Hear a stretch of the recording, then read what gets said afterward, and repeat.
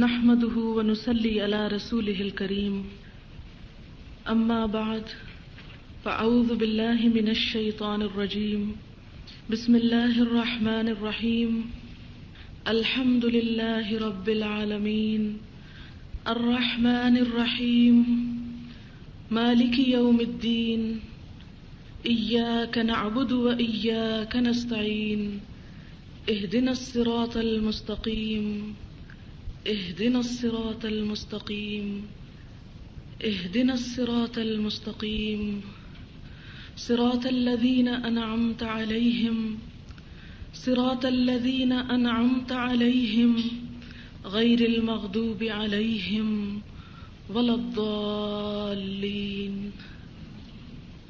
آپ کا یہاں آنا مبارک ہو۔ الہدا آپ سب کو خوش آمدید کہتا ہے۔ الہدا کیا ہے؟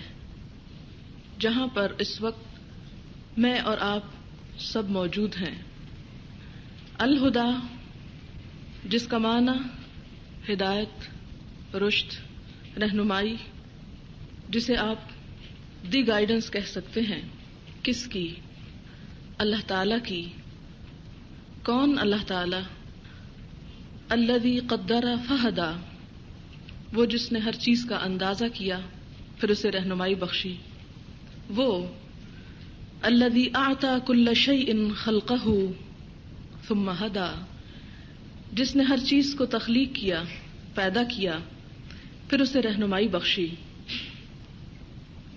الہدا کیا چیز ہے؟ قرآن خود اس کا جواب دیتا ہے، ان ھدی اللہ ھو الھدی، کہ اللہ کی رہنمائی، اللہ کی ہدایت دراصل وہی ہدایت ہے۔ ہم مسلمان ہونے کا دعویٰ کرتے ہیں۔ ہمارے لیے رہنمائی کے دو سورسز ہیں، ایک اللہ تعالی کی ذات اور دوسری رسول اللہ صلی اللہ علیہ وسلم کی ذات۔ اللہ تعالیٰ نے اپنی کتاب میں ہمارے لیے رہنمائی کا سامان کیا اور اس کے ساتھ اپنا رسول بھیجا۔ هو الذی ارسل رسولہ بالہدی ودین الحق لیظہرہ علی الدین کلہ، کہ وہ اللہ، وہ ذات ہے جس نے اپنے رسول کو ہدایت دے کر بھیجا اور دین حق دے کر بھیجا تاکہ اسے ہر چیز پر غالب کر دے۔ اپنی کتاب کے بارے میں فرمایا، ان ھذا القرآن یہدی للتی ہی اقوم، کہ یقیناً یہ قرآن اس رستے کی رہنمائی کرتا ہے جو سب سے زیادہ درست ہے۔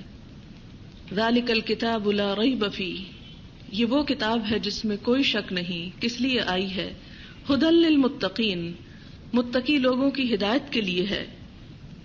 وتفصیل کل شیء وھدی ورحمۃ لقوم یؤمنون، یہ کتاب جس میں ہر چیز کی تفصیل موجود ہے، یہ ہدایت بھی ہے اور رحمت کا سبب بھی ہے، مگر ان لوگوں کے لیے جو اس پر یقین رکھتے ہوں۔ حضور اکرم صلی اللہ علیہ وسلم کے بارے میں فرمایا، انک لتہدی الی صراط مستقیم، یقیناً آپ سیدھے رستے کی طرف رہنمائی کرتے ہیں۔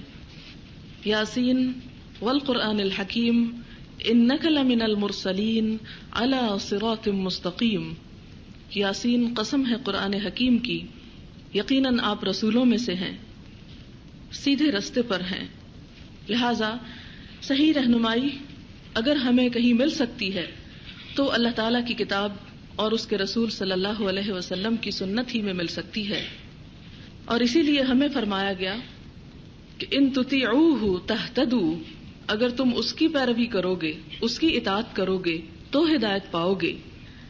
اور اس کے بعد ان لوگوں کی زندگیاں ہمارے لیے روشنی کا نمونہ ہیں، رہنمائی کا ذریعہ ہیں، جنہوں نے اللہ کے رسول صلی اللہ علیہ وسلم کی پکار پر لبیک کہا۔ ان کا ایمان ہمارے لیے قابل تقلید ہے، یعنی صحابہ کرام رضوان اللہ علیہم اجمعین۔ انہی کے بارے میں فرمایا گیا، فَإِنْ آمَنُوا بِمِثْلِ مَا آمَنْتُمْ بِهِ فَقَدْ اهْتَدَوْا، اگر وہ لوگ بھی ایمان لائیں جیسا کہ تم ایمان لائے ہو تو وہ ہدایت پا گئے۔ ہدایت کب ملتی ہے انسان کو؟ کیسے ملتی ہے؟ ہدایت کی تمنا تو سبھی کرتے ہیں اور دعویٰ بھی کرتے ہیں کہ ہم سب ہدایت پر ہیں، لیکن اس کے باوجود ہر نماز میں ہمیں حکم دیا گیا کہ دعا مانگو اہدنا الصراط المستقیم، کہ اللہ تو ہمیں صراط مستقیم کی رہنمائی عطا کر. لیکن صراط مستقیم کی صرف دعا مانگ لینا کافی نہیں، اس کے لیے کوشش ضروری ہے، اس کے لیے محنت ضروری ہے، اس کے لیے علم ضروری ہے. اور اسی کے لیے فرمایا والذین جاہدوا فینا لنہدینہم سبلنا، کہ وہ لوگ جو ہمارے راستے میں جد و جہد کریں گے، کوشش کریں گے، محنت کریں گے، ہم انہیں ضرور اپنا راستہ دکھائیں گے. اور اس کے لیے یہ بھی شرط ہے کہ ہمارا اللہ تعالیٰ کی ذات پر پورا بھروسہ ہو. وَمَن يُؤْمِن بِاللَّهِ يَهْدِ قَلْبَهُ، جو اللہ پر بھروسہ کرتا ہے، ایمان رکھتا ہے، اللہ تعالیٰ اس کے دل کو رہنمائی عطا کرتے ہیں. اور وَالَّذِينَ اهْتَدَوْا زَادَهُمْ هُدًى، وہ لوگ جو ہدایت پانے کی کوشش کرتے ہیں، اللہ تعالیٰ ان کی ہدایت میں اور اضافہ کرتا ہے. تو گویا ہدایت ایک ساکت جامع چیز نہیں، بلکہ ایک ایسی چیز ہے جو دن بدن بڑھتی رہتی ہے، جس کے لیے کوشش کرنا پڑتی ہے، اور زندگی کے آخری دم تک جس کی انسان کو ضرورت رہتی ہے. اور جو شخص بھی خدا کی طرف رجوع کرتا ہے وَيَهْدِي إِلَيْهِ مَن يُنِيبُ، وہ اسے اپنے راستے کی رہنمائی ضرور کرتا ہے. اور اسی کے بارے میں فرمایا يَهْدِي بِهِ اللَّهُ مَنِ اتَّبَعَ رِضْوَانَهُ سُبُلَ السَّلَامِ، اللہ تعالیٰ ہدایت دیتا ہے، رہنمائی کرتا ہے ان لوگوں کی جو اس کی رضا کی پیروی کرتے ہیں سلامتی کے رستوں کی طرف. گویا ہدایت کا رستہ انسان کو سلامتی کی طرف لے جانے والا ہے. ہدایت کس کو نہیں ملتی؟ ہدایت اسے نہیں ملتی جو اپنے آپ پہ ظلم کرتا ہے. ان اللہ لا يهدي القوم الظالمین، فاسقین کو نہیں ملتی. واللہ لا يهدي القوم الفاسقین، اس کو نہیں ملتی جو خود گمراہ ہونا چاہتا ہے، جو بھٹکتے رہنا چاہتا ہے. ان اللہ لا يهدي من يضل، اور اس کو نہیں ملتی جو حد سے بڑھنے والا اور سخت جھوٹا ہے. ان اللہ لا يهدي من هو مسرف کذاب، اور پھر اس کو بھی نہیں ملتی جو صرف اپنی خواہشات نفس کی پیروی کرتا چلا جائے. ومن اضل ممن اتبع هواه بغیر هدى من اللہ، اور اس سے بڑھ کر گمراہ کون ہو سکتا ہے جو صرف اپنی خواہشات کی پیروی کرے بغیر اللہ کی کسی ہدایت کے. اور پھر یہ کہ جو شخص اللہ تعالیٰ کی طرف سے منہ موڑ جاتا ہے، اللہ تعالیٰ اس کی بھی رہنمائی نہیں کرتا. لہذا میں ہوں یا آپ ہوں، ہم میں سے کوئی رہنمائی کرنے والا نہیں، سب رہنمائی کی تلاش میں ہیں، سب ہدایت چاہنے والے ہیں، ہدایت کے لیے کوشش کرنے والے ہیں. لہذا یہاں پر آنے کا اصل مقصد یہ ہے کہ ہم سب مل کر اللہ کے رستے کے لیے کوشش کریں، اس رستے کو تلاش کریں، اس پر چلنے کی کوشش کریں، اور اس پر چلنے کے لیے ایک دوسرے کے مددگار ہوں. ہمارے لیے اللہ کے رسول صلی اللہ علیہ وسلم کے سوا کوئی اور نہ لیڈر ہے، نہ کوئی ہمارا ہادی ہے، نہ کوئی ہمارا رہبر ہے. اصل ہدایت اور اصل روشنی کا سرچشمہ وہی ذات ہے جس نے اللہ کے پیغام کو ہم تک پہنچایا. اگر ہم یہ رستہ اختیار کرتے ہیں تو اس کا فائدہ کس کو ہے؟ من اہتدی فانما یہتدی لنفسہ، جو بھی ہدایت پائے گا یقیناً وہ اپنے نفس کے لیے، اپنے ہی فائدے کے لیے ہدایت پائے گا. اگر میں سیدھے رستے پر ہوں تو اس کا فائدہ مجھے کو پہنچے گا، آپ کو نہیں. اور اگر آپ سیدھے رستے پر ہیں تو اس کا فائدہ آپ کو پہنچے گا، مجھے نہیں. لہذا یہاں پر نہ میرا آپ پر کوئی احسان ہے اور نہ آپ کا مجھ پر احسان ہے. یہ صرف اللہ تعالیٰ ہی کی ذات ہے جس نے ہم سب کو یہاں پر اکٹھا کیا اور مل جل کر کوشش کرنے کا ایک موقع عطا کیا. اور اگر ہم اس معاملے میں واقعی خالص ہوئے تو اللہ تعالیٰ کا یہ وعدہ ہے وَإِنِّي لَغَفَّارٌ لِمَن تَابَ وَآمَنَ وَعَمِلَ صَالِحًا ثُمَّ اهْتَدَىٰ، اور یقیناً میں ضرور بخشنے والا ہوں ان لوگوں کو جو توبہ کر لیں، جو ایمان لائیں اور جو نیک کام کریں. ثُمَّ اهْتَدَىٰ، پھر ہدایت کی راہ پر رہیں، پھر ہدایت پاتے رہیں.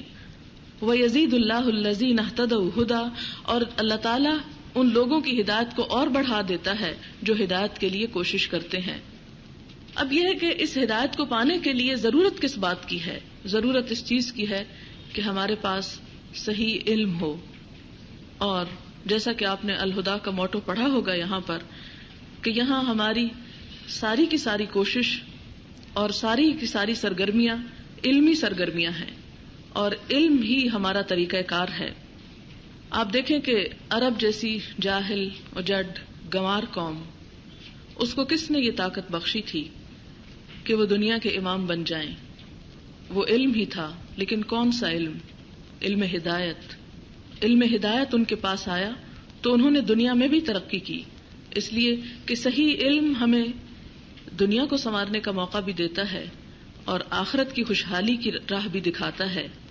علم حاصل کرنے کے لیے ضروری ہے کہ چند چیزیں ہمارے ذہن میں واضح ہوں. پہلی بات تو یہ کہ علم اللہ تعالیٰ کا ایک بہت بڑا انعام ہے. دوسری بات یہ کہ جس کو اللہ تعالیٰ دین کا علم دیتا ہے اس سے بڑی محبت کرتا ہے. اور حضور صلی اللہ علیہ وسلم نے اس کے بارے میں فرمایا وَمَن يُرِدِ اللَّهُ بِهِ خَيْرًا يُفَقِّهْهُ فِي الدِّينِ، کہ جس کے ساتھ اللہ تعالیٰ بھلائی کا ارادہ کرتا ہے، مَن يُرِدِ اللَّهُ بِهِ خَيْرًا، خیر کا ارادہ کرتا ہے، يُفَقِّهْهُ فِي الدِّينِ، اسے دین میں سمجھ بوجھ عطا کر دیتا ہے، گویا اسے دین کا علم عطا کر دیتا ہے. یہ وہ دو طرح کے علم ہیں. ایک وہ علم ہے جس کی بنیاد پر اللہ تعالیٰ نے آدم علیہ السلام کو تمام مخلوقات پر فضیلت عطا کی تھی، اور وہ تھا علم الاسماء، یعنی دنیا کی چیزوں کا علم.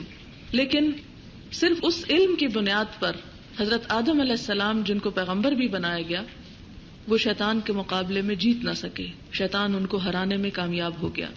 اس موقع پر اللہ تعالیٰ نے جب انہیں دنیا میں بھیجا تو اس وقت انہیں علم ہدایت عطا کیا گیا اور فرمایا کہ فَإِمَّا يَأْتِيَنَّكُم مِّنِّي هُدًى فَمَن تَبِعَ هُدَايَ فَلَا خَوْفٌ عَلَيْهِمْ وَلَا هُمْ يَحْزَنُونَ، کہ اب میری طرف سے تمہارے پاس جب کوئی ہدایت آئے، اور یہ اس موقع پر کہا گیا جب حضرت آدم علیہ السلام کو دنیا میں بھیجا جا رہا تھا جنت سے نکال کر، تو جو کوئی میری ہدایت کی پیروی کرے گا، یعنی علم ہدایت کی پیروی کرے گا، تو اس پر کوئی خوف اور کوئی غم نہ ہوگا.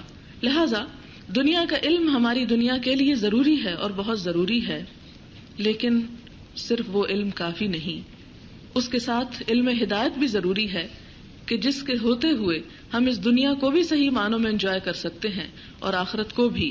اس لیے کہ اگر اس سے ہم دور ہیں تو واپسی کا راستہ بہت کٹھن ہے، بہت مشکل ہے، اور آخری منزل اور اصل گھر جو ہے وہ سنور نہیں سکتا.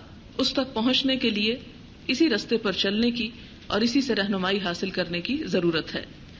الہدا جو ایک ادارے کا نام بھی ہے، اسی مناسبت سے رکھا گیا ہے. اس کی مختصر سی تاریخ آپ کو بتا دیتی ہوں. اس کا پہلا افتتاح 31 دسمبر 1993 کو ہوا، اور اس کے تقریباً 11 ماہ کے بعد پہلا کورس شروع ہوا جو 6 نومبر 94 کو تھا، 1994 کو. 6 نومبر سے 6 نومبر 95 تک ایک سال میں پہلا کورس مکمل ہوا. دوسرا کورس 11 نومبر 1995 کو شروع ہوا اور 11 نومبر 1996 تک مکمل ہو گیا. اور اب یہ تیسرے ایک سالہ ڈپلوما کورس کی ابتدا ہے جس کا آغاز 23 نومبر 1996 کو ہو رہا ہے، اور زندگی رہی اور اللہ تعالیٰ نے ہمت اور توفیق دی تو انشاءاللہ ایک سال کے عرصے میں آپ کا یہ کورس بھی مکمل ہو جائے گا. یہ ادارہ اللہ تعالیٰ کا ہے، نہ کسی انسان کا ہے، نہ کسی جماعت کا ہے، نہ کسی گروہ کا ہے، نہ کسی پارٹی کا ہے، نہ کسی فرقے کا ہے، نہ کسی شخص کی ملکیت ہے، کسی کا بھی نہیں. اس کی سراسر نسبت اللہ تعالیٰ کی ذات کی طرف ہے. اسی نے اس کو قائم کرنے کی توفیق دی، وہی اس کا نگہبان ہے، وہی اس کا نگران ہے، وہی مقصود ہے، وہی منزل ہے. اسی کی خاطر میں یہاں ہوں، اسی کی خاطر آپ یہاں پر ہیں. لہذا اس کی دہلیز پر قدم رکھتے ہوئے اور پھر یہاں اس کلاس میں بیٹھتے ہوئے سب سے پہلا کام جو آپ کو کرنا ہے وہ اپنی نیت کو خالص کرنا ہے. اور آپ سب اپنے دل میں اس بات کو سوچیں اور اس چیز کا تصور لائیں کہ میں صرف اور صرف اللہ تعالیٰ کی ذات کے لیے یہاں پر آئی ہوں. میرے سامنے کوئی دنیا، کسی شہرت، کسی قسم کے مالی منفعت اور کوئی بھی اور اغراض و مقاصد نہیں. یہ علم میں صرف اللہ کے لیے سیکھنا چاہتی ہوں. اس کی جزا میں صرف اللہ تعالیٰ کی ذات سے چاہتی ہوں. اور جتنی جتنی یہ نیت خالص ہوتی چلی جائے گی، آپ خود اپنی زندگی میں یہ بات محسوس کریں گے کہ اتنا ہی آپ کے دل کو سکون اور اطمینان، یقین اور وہ کیفیت حاصل ہوگی جو شاید اس سے پہلے زندگی میں آپ کو کبھی نہ ملی ہو. اس لیے کہ ہمارے ہاں جتنے بھی علوم پڑھائے جاتے ہیں، حتیٰ کہ اب تو دینی علم بھی اس لیے پڑھائے جاتے ہیں کہ ان سے دنیا کمائی جا سکے. حتیٰ کہ ہم اپنی ذاتی زندگی میں بھی دیکھیں، ہم نماز صرف اس وقت پڑھتے ہیں جب ہمارے اوپر کوئی مشکل آتی ہے. ہم صرف اس وقت قرآن خوانی کرتے ہیں جب ہمارے اوپر کوئی تکلیف ہوتی ہے. قرآن خوانی اور جتنے بھی دوسرے نیکی کے تصور سے ہم کام کرتے ہیں، ان سب کے پیچھے صرف دنیا کا فائدہ ہوتا ہے، جبکہ اسلام کی تعلیم یہ ہے کہ ربنا آتنا فی الدنیا حسنہ وفی الآخرۃ حسنہ وقنا عذاب النار، کہ اللہ دنیا میں بھلائی عطا کر اور آخرت میں بھی بھلائی عطا کر اور ہمیں آگ کے عذاب سے بچا لے. آپ دیکھیں کہ آخرت اعلیٰ منزل ہے. اگر ہم اس کی طرف سفر شروع کریں گے تو دنیا رستے میں خود بخود آ جائے گی. دنیا ہماری منزل نہیں، دنیا ہماری نیت نہیں، دنیا ہمارا مقصود نہیں. ہماری اصل منزل اور ہمارا اصل مقصد آخرت ہے، یہ رستے میں ہے. اگر ہم نے اعلیٰ ترین منزل کی طرف سفر شروع کر دیا تو رستے کی بھلائی خود بخود مل جائے گی. لیکن اگر ہم صرف دنیا جس کا مطلب ہی نچلی چیز ہے، صرف اس کے غلام اور بندے بن کر رہ گئے تو دنیا تو مل جائے گی لیکن آخرت کی طرف سفر جو ہے وہ مشکل ہوگا. اور آپ دیکھیں کہ صحابہ کرام جو حضور صلی اللہ علیہ وسلم پر ایمان اور آپ کے پیغام پر ایمان اللہ کی خاطر لائے تھے، کیا ان کی زندگیوں میں دنیا نہیں آئی؟ ٹھیک ہے، ابتدائی چند سال بہت مشکل تھے، آپ خود تاریخ پڑھ کر فیصلہ کریں گے، لیکن بعد کا دور جیسے قرآن پاک میں اللہ تعالیٰ نے خود وعدہ کیا، وَلَلْآخِرَةُ خَيْرٌ لَكَ مِنَ الْأُولَىٰ وَلَسَوْفَ يُعْطِيكَ رَبُّكَ فَتَرْضَىٰ، کہ بعد کا دور تمہارے لیے پہلے دور سے بہتر ہے اور تمہارا رب عنقریب تمہیں وہ کچھ دے گا کہ تم راضی ہو جاؤ گے. اللہ تعالیٰ نے یہ ساری دنیا ہمارے ہی لیے پیدا کی ہے، ہمیں ہی اس کو استعمال کرنا ہے. اس کے فائدے تو ہمارے ہی لیے ہیں اور وہ فائدے تو انسان کو ملتے ہی ہیں، پہنچتے ہی ہیں. اس سے باہر تو ہم کہیں جا نہیں سکتے. یہ سب نعمتیں جو اللہ تعالیٰ نے بنائی ہیں، کیا ہم اسی کا نام لیں گے تو ہم سے چھن جائیں گی؟ یہ ایک بہت بڑی غلط فہمی ہے جو ہم میں ڈال دی گئی ہے کہ جو اللہ کی طرف آتا ہے اور جو دین کی طرف آتا ہے دنیا اس سے چھن جاتی ہے. دنیا چھن کے آخر کہاں جاتی ہے؟ کہیں نہیں جاتی. دنیا یہیں رہتی ہے اور ہم بھی یہیں رہتے ہیں. اللہ تعالیٰ صرف ہمارے دل سے اس کی حرص نکال دینا چاہتے ہیں اور ہمیں اپنے قریب کرنا چاہتے ہیں اور ساری نعمتیں یہاں کی بھی اور وہاں کی بھی ہم پر عام کر دینا چاہتے ہیں. لیکن جب ہم اس کو نہیں سمجھتے تو پھر ہمیں شیطان خوف دلاتا ہے، پریشان کرتا ہے. آپ نے اتنے سال جو کچھ بھی پڑھا، کم از کم 14 سال آپ نے پڑھا، اور اس 14 سال پڑھنے سے آپ کو کیا ملا؟ دنیا ملی ہوگی یا ابھی دنیا کی مزید تلاش میں ہوں گے. لیکن جہاں اتنے سال ہم نے دنیا کی نیت رکھ کر پڑھا، وہاں 1 سال ہم صرف اللہ کی خاطر پڑھ لیں، صرف اللہ کی خاطر، اور پھر ان دونوں علوم میں اور دونوں نیتوں میں فرق ملاحظہ کریں گے انشاءاللہ 1 سال کے بعد. یہاں پر علم کے حوالے سے میں چند باتیں تمہید کے طور پر آپ کے گوش گزار کرنا چاہتی ہوں. ہماری تاریخ بھری پڑی ہے علم کے سنہری باب سے. چند ایک مثالیں آپ کے سامنے لاؤں گی اس لیے کہ آپ بھی اسی سفر پر روانہ ہوئے ہیں. یہ حدیث تو آپ سب نے سن رکھی ہوگی کہ جو شخص علم کے لیے گھر سے نکلتا ہے، یعنی پہلی چیز تو نیت اور دوسری چیز اب کوشش. علم کے لیے جو شخص گھر سے نکلتا ہے اس کی جزا کیا ہے؟ حضور صلی اللہ علیہ وسلم نے فرمایا، من سلک طریقا یلتمس فیہ علما سہل اللہ لہ طریقا الی الجنہ.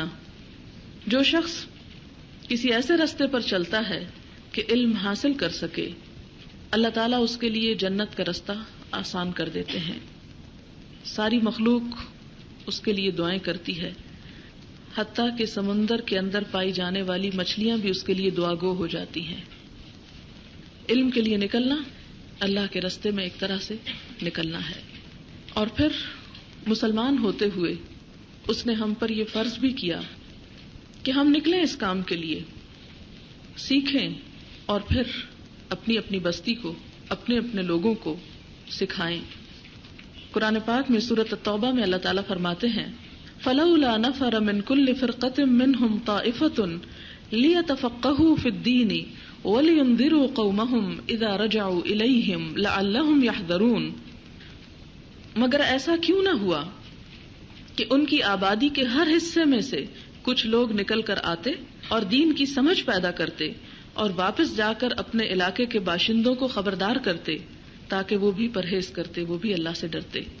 لہذا ایسا علم حاصل کرنا جو فرض کے درجے کو ہے، اگر چند لوگ اس فرض کے درجے کو ادا کرتے ہیں تو پھر باقی لوگوں سے بھی اس جرم کا کچھ ازالہ ہو سکتا ہے. لیکن اگر ساری کی ساری قوم غفلت میں ڈوبی رہے تو پھر اللہ تعالیٰ کی ناراضگی سے کوئی چیز بچا نہیں سکتی.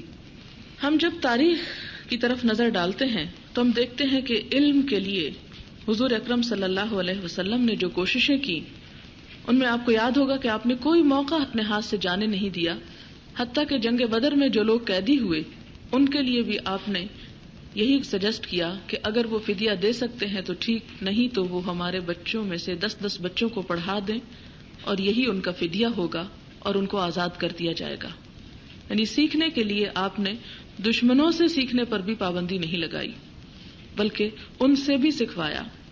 پھر ہم دیکھتے ہیں کہ حضور صلی اللہ علیہ وسلم کی اپنی خدمت میں پورے عرب سے وفد آتے تھے، جزیرۃ العرب سے، اور وہ آپ سے سیکھتے اور واپس جا کر اپنے اپنے لوگوں کو سکھاتے. یہی وجہ ہے کہ عرب پیننسیولا حضور صلی اللہ علیہ وسلم کی زندگی میں ہی سارے کا سارا مسلمان ہو گیا. پھر آپ دیکھیں کہ حضور صلی اللہ علیہ وسلم کی وفات کے بعد صحابہ کرام علم صرف گھر بیٹھ کر نہیں سیکھتے، گھروں سے نکلتے ہیں اور دور دراز کے سفر کرتے ہیں. اور اس کے لیے 1-2 مثالیں میں آپ کے سامنے رکھتی ہوں. قصیر بن قیس کہتے ہیں کہ میں صحابی رسول صلی اللہ علیہ وسلم ابو الدرداء کے ساتھ دمشق کی مسجد میں بیٹھا ہوا تھا کہ ایک شخص حاضر ہوتا ہے اور کہتا ہے ابو درداء میں مدینۃ الرسول صلی اللہ علیہ وسلم سے آ رہا ہوں کیونکہ مجھے یہ معلوم ہوا ہے کہ آپ حضور صلی اللہ علیہ وسلم سے ایک حدیث روایت کرتے ہیں جو آپ نے براہ راست یعنی ڈائریکٹ حضور صلی اللہ علیہ وسلم سے سنی ہے. ابو درداء اس کے اس شوق پر متعجب ہوتے ہوئے پوچھتے ہیں کیا تمہارے یہاں آنے کی اور کوئی بھی غرض نہیں، یعنی تم صرف اس لیے آئے ہو؟ کہاں مدینہ اور کہاں دمشق؟ وہ عرض کرتے ہیں نہیں، میں صرف اسی کام کے لیے آیا ہوں. ابو درداء پھر پوچھتے ہیں کوئی تجارت وغیرہ کا ارادہ ہے؟ انہیں یقین نہیں آتا کہ واقعی ایک شخص صرف ایک حدیث سننے کے لیے کئی 100 میل کا سفر کرے گا. جواب ملتا ہے نہیں. ابو درداء انہیں حدیث رسول صلی اللہ علیہ وسلم سناتے ہیں. حدیث ہے جو علم حاصل کرنے کے لیے کسی راستے پر چلا اللہ تعالیٰ اس کے لیے جنت کی راہ آسان کر دیں گے، اور یہ کہ ملائکہ یعنی فرشتے طلب علم کی خاطر نکلنے والے کے راستے میں اپنے پر بچھاتے ہیں. اور ایک عالم کو عبادت گزار پر اتنی فضیلت ہے جتنی 14ویں رات کے چاند کو باقی ستاروں پر. عابدوں پر عالم کی فضیلت اتنی جیسے 14ویں رات کے چاند کو ستاروں پر. خود ابو درداء کا کہنا ہے کہ اللہ تعالیٰ کی کتاب میں سے اگر میں صرف ایک آیت نہ سمجھ سکوں، یعنی پورے قرآن میں سے اگر مجھے ایک آیت نہیں سمجھ آتی، پھر مجھے یہ معلوم ہو جائے کہ برق الغماد ایک بہت دور دراز علاقے کا نام تھا، اس میں ایک شخص ہے جو مجھے یہ آیت سمجھا سکے گا تو میں وہاں کا سفر اختیار کرنے سے بھی گریز نہ کروں گا. اور ہمارے ہاں حالات کیا ہیں کہ اگر پورا قرآن پاک بھی سمجھ نہیں آتا تو ہم اپنے گھر کی دہلیز سے باہر نکل کر دوسرے گھر تک بھی نہ جائیں. تو کہاں صحابہ کرام کا حال یہ تھا اور ہمارے سلف صالح کا کہ جو کہتے ہیں کہ اگر ایک آیت سمجھ نہیں آئے گی تو دور دراز جا کے سمجھنا پڑا تو بھی سمجھوں گا. جابر بن عبداللہ جو بہت بڑی عمر میں فوت ہوئے تھے، انہوں نے تقریباً 1500 احادیث رسول صلی اللہ علیہ وسلم روایت کی. ان کا کہنا ہے کہ مجھے حضور صلی اللہ علیہ وسلم کے ساتھیوں میں سے کسی کے بارے میں معلوم ہوا کہ انہوں نے آپ سے ایک حدیث سن رکھی ہے، یعنی آپ صلی اللہ علیہ وسلم سے ڈائریکٹ سن رکھی ہے، جو میں نے آپ سے براہ راست نہیں سنی تھی. یعنی سنی تو علم تو انہیں تھا لیکن براہ راست نہیں سن رکھی تھی. لہٰذا میں نے ایک اونٹ خریدا، رخت سفر باندھا، 1 ماہ کا فاصلہ طے کر کے میں شام پہنچا تو معلوم ہوا کہ وہ صحابی رسول صلی اللہ علیہ وسلم عبداللہ بن انیس الانصاری ہیں. مجھے دیکھ کر وہ اپنے گلے لگا لیتے ہیں. میں اپنے آنے کی غرض ان کے سامنے رکھتا ہوں تو عبداللہ انصاری صحابی جابر رضی اللہ تعالیٰ عنہ کو حدیث رسول سناتے ہیں. جابر حدیث سننے کے فوراً بعد واپس مدینہ آ جاتے ہیں. 1 مہینہ سفر کر کے پہنچتے ہیں, ایک حدیث سنتے ہیں اور واپس آ جاتے ہیں. کوئی دنیا کی اور غرض نہیں. علم کا ایسا شوق کہیں اور تاریخ میں آپ کو نہیں ملے گا. انہی مثالوں میں سے ایک مثال حضرت ابو ایوب الانصاری کی ہے, جنہیں مدینہ آنے پر حضور صلی اللہ علیہ وسلم کی میزبانی کا شرف حاصل ہوا اور جو اللہ کی راہ میں جہاد کرتے ہوئے استنبول تک جا پہنچے, جہاں آج بھی ان کا مقبرہ موجود ہے. ابو ایوب انصاری 1 مہینے کی مسافت طے کر کے عقبہ بن عامر کے پاس مصر پہنچتے ہیں. ان سے صرف ایک حدیث سننے کے بعد مصر میں تھوڑا سا بھی قیام کیے بغیر واپس مدینہ کا راستہ لیتے ہیں. یہ مثالیں ایسی ہیں کہ یقین نہیں آتا, ایسا لگتا ہے کسی اور دنیا کی بات ہو رہی ہے. ایسی ہی روشن مثالوں میں فضالہ بن عبید کے ہاں آنے والے ایک شخص کی ہے جو کہتے ہیں کہ میرا حق مہمانی, آپ کو معلوم ہے نا کہ مہمان کا ایک حق ہوتا ہے, میرا حق مہمانی صرف ایک حدیث ہے کہ تم مجھے کھانا مت کھلاؤ, پانی مت پلاؤ, کچھ مت دو, بس ایک حدیث سنا دو. اور پھر اپنے میزبان کو بتاتے ہیں کہ میں تمہاری ملاقات کو نہیں آیا, صرف ایک حدیث سننے کو آیا ہوں جو مجھے معلوم تھا کہ صرف تم ہی نے حضور صلی اللہ علیہ وسلم سے براہ راست سن کر روایت کی ہے. صحابہ کرام کے بعد پھر تابعین کا دور آتا ہے. یہ اوپر کی مثالیں صحابہ کی تھیں. تابعین میں سعید ابن المسیب کا کہنا ہے, مشہور تابعی ہیں, میں صرف ایک حدیث کی خاطر کئی دن اور راتیں سفر میں گزار دیتا. میں یہ ایک کی مثالیں میں نے اس لیے جمع کی تھی کہ بہت بڑی کاموں کے لیے تو بہت سے لوگ نکلے ہیں, جیسے حدیث کی ایک کتاب سننے کے لیے یا روایت کرنے کے لیے, اور بہت سے لوگوں نے کام کیے, لیکن صرف ایک, کیونکہ ہم یہ کہتے ہیں لو ہمیں کیا ملے گا, صرف قرآن پڑھ لیں گے, یہ صرف فلاں چیز پڑھ لیں گے, یہ بھی کوئی کرنے کا کام ہے. لہذا یہاں پر آپ دیکھیں کہ صرف ایک حدیث, کہتے ہیں کہ میں اس کے لیے کئی دن اور راتیں سفر میں گزار دیتا, اس لیے کہ نہ ٹیلی فون کا انتظام تھا, نہ ڈاک کا انتظام تھا, نہ کسی اور چیز کا تھا, اس لیے خود ہی جانا پڑتا. اور سفر بھی ایسے تھے کہ نہ جہاز تھے, نہ ریل گاڑیاں تھیں, نہ کاریں تھیں, نہ ٹانگے تھے, نہ سائیکل تھے. عموماً جانوروں پر, اونٹوں پر, گھوڑوں پر سفر کیا جاتا تھا, لہٰذا کئی کئی دن اور کئی کئی مہینے لگ جاتے تھے. حضرت عبداللہ بن عمرو بن العاص جو حضور صلی اللہ علیہ وسلم کی مجلس میں آپ کی احادیث سن کر لکھ بھی لیا کرتے تھے, اس احادیث کے مجموعے کا نام انہوں نے صادقہ رکھا. ان سے ملاقات اور استفادے کے لیے ابن الدیلمی نے فلسطین سے طائف تک کا سفر اختیار کیا ایک کتاب پانے کے لیے. علقمہ اور اسود ائمہ تابعین میں سے ہیں جنہیں حضرت عمر رضی اللہ تعالیٰ عنہ کی روایت کردہ احادیث دوسرے لوگوں سے پہنچتی ہیں, لیکن وہ انہی احادیث کو براہ راست حضرت عمر سے سننے کے لیے 1 ماہ کا فاصلہ طے کر کے عراق سے مدینہ پہنچتے ہیں. ابھی شاید آپ کو ان میں سے تھوڑی سی بات سمجھ نہ آ رہی ہو کہ انہیں اس بات سے کیا دلچسپی تھی کہ براہ راست اور براہ راست. ہم تو یہاں بیٹھ کر یہ فیصلے کر دیتے ہیں کہ یہ حدیث کا سارا علم جو ہے یہ 200 سال بعد لکھا گیا اور اس میں معلوم نہیں کیا درست ہے اور کیا غلط ہے. یہ تو جب آپ تاریخ پڑھیں گے تو آپ کو معلوم ہوگا کہ اس علم کو کس طرح محفوظ کیا گیا. اور یہاں پر آپ حیران ہوگے اور شاید آپ انہیں احمق سمجھیں کہ ایک حدیث کے لیے ہم تو یہاں بیٹھے ٹیلی فون کر کے مسئلہ پوچھ لیں. پھر اس کے بعد ابو اسحاق السبیعی کا کہنا ہے کہ مجھے کسی بھی سرزمین میں جب کسی علم کے خزانے کی اطلاع ملی میں اسی طرف سفر کے لیے روانہ ہو گیا. مکحول تو یہاں تک کہتے ہیں کہ طلب علم کی خاطر میں نے ساری زمین کی خاک چھان ماری. اس وقت امریکہ دریافت نہیں ہوا تھا. دمشق کے رہنے والے یہ تابعی صرف ایک مسئلے کی تحقیق میں اپنے سفر کی روداد اس طرح بیان کرتے ہیں کہ میں بنی حذیل کی ایک خاتون کا مصر میں غلام تھا. جب اس نے مجھے آزاد کیا تو مصر میں نے جو علم میسر تھا وہ حاصل کیا. پھر حجاز کا سفر اختیار کیا, وہاں بھی پوری تسلی کرنے کے بعد عراق روانہ ہو گیا اور اس وقت تک وہاں سے نہ نکلا جب تک وہاں سے سب کچھ نہ پا لیا. پھر شام گیا, مسلسل تحقیق میں مصروف رہا اور یہ تمام کوششیں صرف نفل نماز کے بارے میں حضور صلی اللہ علیہ وسلم کے طریقہ کار کو جاننے کے لیے تھی. فرض بھی نہیں تھا, صرف یہ جاننا چاہتے تھے کہ آپ نفل نماز کیسے ادا کرتے تھے. اور ہمارے سامنے تو ابھی اندھیروں کے ایک وسیع میدان ہے.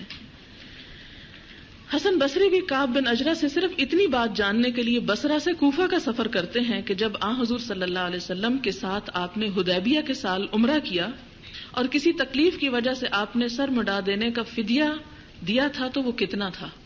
صرف یہ بات جاننے کے لیے، کیونکہ انہیں معلوم ہوتا کہ فلاں صحابی جو تھے وہ آپ کے ساتھ تھے اور قریب تھے، کیونکہ بڑا لشکر تھا، 1600 کے قریب لوگ تھے، اس لیے سب تک شاید بات نہ پہنچی، تو جو قریب ترین تھے ان سے پوچھنے کے لیے خود جا کے تحقیق کرتے ہیں کہ واقعی تم نے یہ بات سنی؟ اور وہ کہتے ہیں، اس کا جواب ہوتا ہے ایک بکری، یعنی گویا ایک لفظ سیکھنے کے لیے انہوں نے بصرہ سے کوفہ کا سفر کیا۔ مشہور امام حدیث زہری نے اپنی زندگی کے 45 سال 45 ایئرز علم کی خاطر سفر میں گزارے، اور پھر بہت سے لوگ ایسے بھی ہیں کہ جنہیں ان سفروں میں بھوک اور پیاس اور تکلیف اور دیگر مشقت سے بھی گزرنا پڑا۔ ابو حاتم الرازی جو ہیں وہ بصرہ میں طلب علم کے لیے تشریف لے گئے۔ جب تمام پیسے ختم ہو گئے تو باری باری اپنے کپڑے بیچنے شروع کر دیے، یہاں تک کہ یہ سلسلہ بھی ختم ہوا اور کھانے کے لیے کچھ بھی نہ بچا، لیکن اس کے باوجود مسلسل علماء کے پاس حاضر ہوتے رہے۔ کہتے ہیں کہ ایک دن شام کو جب میں اپنے ٹھکانے پہ لوٹا تو بھوک کی شدت مٹانے کے لیے صرف پانی پیتا رہا، کچھ نہیں تھا میرے پاس کھانے کو۔ صبح پھر شدید بھوک کی حالت میں دوبارہ طلب علم کے لیے نکل کھڑا ہوا، طلب دنیا کے لیے نہیں، کیونکہ انہیں پتا تھا کہ ہماری زندگی کا ایک مقصد ہے اور اس مقصد کے لیے وہ کسی اور چیز کو بیچ میں نہیں لا سکتے تھے۔ ابن طاہر المقدسی، یہ 6 صدی کے علماء میں سے ہیں، اپنے بارے میں کہتے ہیں کہ طلب علم کی خاطر میں گرمی میں ننگے پاؤں چلتا، یعنی یہ نہیں جان بوجھ کے، جوتا نہیں ہوتا تھا، اور کبھی ایک مرتبہ بھی سواری میسر نہیں آئی۔ میری کتابیں میری پشت پر لدی ہوتی، 2 مرتبہ شدت گرمی سے میں نے خون کا پیشاب کیا، ایک دفعہ بغداد اور دوسری مرتبہ مکہ میں، کیونکہ اس گرمی کا آپ اندازہ نہیں کر سکتے۔ ابو حاتم الرازی 213 ہجری میں رمضان کے مہینے میں 20 سال کی عمر میں اپنے گھر سے نکلتے ہیں، 213 ہجری میں جب ان کی عمر صرف 20 سال ہے، 20 ایئرز اونلی، اور 7 سال مسلسل سفر کی حالت میں گزارتے ہیں، اور اس کے بعد واپس لوٹتے ہیں۔ اپنے اس سفر کی روداد اس طرح لکھتے ہیں کہ میں نے 1000 فرسخ، تقریباً 5000 کلومیٹر، 5000 کلومیٹرز، اور یہ اگر میں آپ کو دکھاؤں تو آپ دیکھیں گے کہ مسلمانوں کی سلطنت اس صدی میں کتنی وسیع ہو چکی تھی۔ اگر آپ سارے کا اندازہ لگائیں کہ ایک طرف یورپ ہے، اسپین ہے، اور دوسری طرف ہند، یعنی یہ علاقے فتح ہو چکے ہیں، پھر افغانستان اور ایران، اور اوپر جو روسی مسلمان ریاستیں آزاد ہوئی ہیں وہ سارے علاقے، تو ان سب کا فاصلہ اگر ناپا جائے جہاں جہاں علماء بکھرے ہوئے تھے تو وہ 5000 کچھ زیادہ نہیں ہے۔ پھر کہتے ہیں کہ میں نے کئی دفعہ کوفہ سے بغداد، مکہ سے مدینہ کا سفر کیا، بحرین سے مصر، مصر سے رملہ، رملہ سے بیت المقدس، اسقلان، طبریہ، پھر طبریہ سے دمشق، وہاں سے حمص، وہاں سے انطاکیہ، پھر ترسوس، ترسوس سے پھر حمص لوٹ آیا کیونکہ ابھی مجھے ابو الیمان سے کچھ احادیث سننا تھی۔ پھر کام مکمل ہونے کے بعد حمص سے بیسان روانہ ہو گیا، وہاں سے رقہ، جہاں سے دریائے فرات کے راستے بغداد پہنچا۔ میرا یہ تمام سفر پیدل تھا کیونکہ میرے پاس سواری کے پیسے نہیں تھے۔ اسی طرح ایک اور ہیں ابو حاتم الرازی، وہ اپنے سفر کا حال یوں بیان کرتے ہیں کہ مدینہ میں داؤد الجعفری سے استفادہ کرنے کے بعد ہم 3 لوگ، جن میں سے ایک مروروز کا تھا، دوسرا نیشا پور کا رہنے والا، سمندری سفر پر روانہ ہوئے۔ جب ہم کشتی میں سوار ہوئے تو ہوا ہمارے مخالف سمت چل رہی تھی۔ ہم مسلسل 3 ماہ تک سمندر میں رہے، ہمارا زاد راہ اسی میں ختم ہو گیا، تو ہم کسی ساحل پر اتر گئے، کئی دن تک پیدل چلتے رہے، یہاں تک کہ کھانے پینے کا سامان بالکل ہی ختم ہو گیا۔ پھر بھی 3 دن مزید ہم نے بھوک پیاس کی حالت میں اپنا سفر جاری رکھا۔ ہم صبح سے شام تک چلتے، شام کو نماز پڑھتے ہی جہاں ہوتے بھوک سے نڈھال ہو کر گر پڑتے۔ بھوک پیاس اور تھکاوٹ سے ہمیں شدید کمزوری لاحق ہو چکی تھی۔ اگلے روز صبح اٹھ کر ہم نے پھر چلنے کی کوشش کی تو ہمارا ایک ساتھی بے ہوش ہو کر گر پڑا۔ ہم دونوں نے اسے ہلایا، ہوش میں لانے کی کوشش کی، لیکن پوری کوشش کے باوجود جب وہ ہوش میں نہ آیا تو ہم اسے وہیں چھوڑ کر چل دیے۔ کوئی 5-7 کلومیٹر فاصلہ طے کیا تھا کہ میں بھی بے ہوش ہو کر گر پڑا۔ میرا ساتھی مجھے بھی چھوڑ کر کچھ آگے پہنچا تو دور سے ایک کشتی ساحل کے قریب نظر آئی۔ دور سے کپڑا ہلا ہلا کر انہیں اپنی طرف متوجہ کیا، ان سے پانی مانگا۔ میرا ساتھی انہیں ساتھ لے کر میرے پاس آیا، میرے اوپر پانی چھڑکا، میں ہوش میں آیا۔ یہ لوگ مجھے تھوڑا تھوڑا پانی پلاتے رہے۔